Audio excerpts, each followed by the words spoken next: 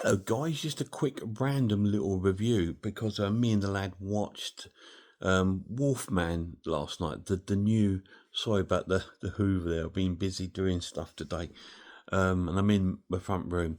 We watched the new Wolfman from Universal Studios. The one that came out, was it earlier this year? I think it was. We picked it up on Blu-ray, and I wanted to do a quick review of it because it was a lot better than what I thought it was going to be, because it got quite negative reviews from a lot of people, which I thought that kind of makes me want to see it more. If all these people are saying it's bad, I'm wondering if it is that bad, and it wasn't. It was really, really cool. Absolutely loved the film. This one is based very loosely on the Wolfman, the Universal one, but it takes a completely different direction, and I think that's great because we've already had the Wolfman remake with uh, what's his name? I can never pronounce his name. Playing the Wolfman, and of course we had Anthony Hopkins in it as his father, and that was really cool. And I thought, well, I hope it's actually good to sometimes take a little different direction, and this took a major different direction from that, and it was based upon this family, a son and father, um, who didn't have the best of relationships, and 30, you sort of see that, and they're out hunting one day, and they come across something in the woods that's sort of like spying on them, and they go up to this sort of like tree house, sort of watchtower, and they're waiting for this thing to attack, but it doesn't. And then we cut to like 30 years later, where the young lad's grown up to a man, and he's got his own family, and him and his wife again don't have the best of relationships, by the looks of it, and they've got a young daughter. Anyway, not long into, we hear news that his dad's passed away, and he's left him his estate, which is out in this woodlands area where the film started. So he makes his way out there to the woodlands, and he comes across an old friend of him that he doesn't recognise, but recognises him from his childhood.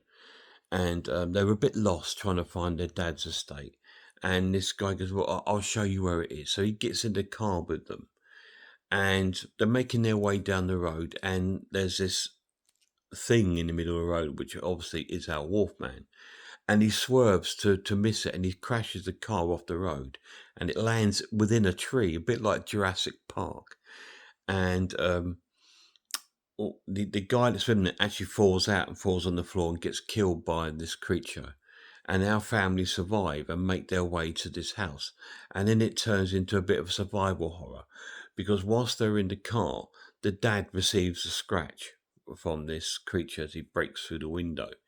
And he starts to transform very slowly into this Wolfman. And it's really, it's it's a different take on it, because they're treating the Wolfman thing as a disease, like a disease that somebody's caught, and now he's caught it, and he's slowly turning mad, um, and sort of turning to sort of wolf-like sort of features, and his family, his son, his wife and daughter are trying their best to survive the horror of that. And there's not a lot of sort of killings and deaths in it. It's not what you think it's going to be. And I really liked it for that, and the lad really enjoyed it as well. So this quick review, I'm going to score it an excellent watch. I'm going to give it a 9 out of 10. Quite a high score, because it dared to be different. It dared to go a different way. And it showed that, that you don't always have to copy what everyone else has done. You can take the premise of something and maybe go a different way. A bit like Robert Eggers did with Nosferatu. He took that a different way. Although it included lots of sort of nods and shouts from the original stories, he sort of combined the German Nosferatu story with the Bram Stoker's Dracula, and come up with that amazing film. Well, this was really cool. It was a lot better than what we thought it was going to be, because we didn't go and see it in the cinema, because it had sort of like, even Mark Komodo, I like, didn't give it the highest sort of review or anything like that, but we thought it was £10 in CX, and the lad was quite interested in it, so we picked it up. And I said we watched it, and we were both pleasantly surprised by how much we enjoyed it. So it just goes to show sometimes don't always listen to reviews, because your taste might like something, like you get people like on social media saying, "Oh, what's this film like? Anybody seen this? Is it any good?" So I'm thinking about watching it or whatever. Just watch it, right? Because that person that might say to you, "No, no, it was rubbish, load of rubbish." They've got a different opinion to you. You might have absolutely loved it. The reason why the film world is amazing is because we've all got different tastes, and so all these films acquire to different tastes. And I like this because it was a slow burn, sort of heartbreaking, sort of a breakdown of a family. And it brought them together when he was ill. Like the wife became closer to him and wanted him to survive, but it was like, then it ultimately tore the family apart. And that was such a great angle to take. Cheers, guys.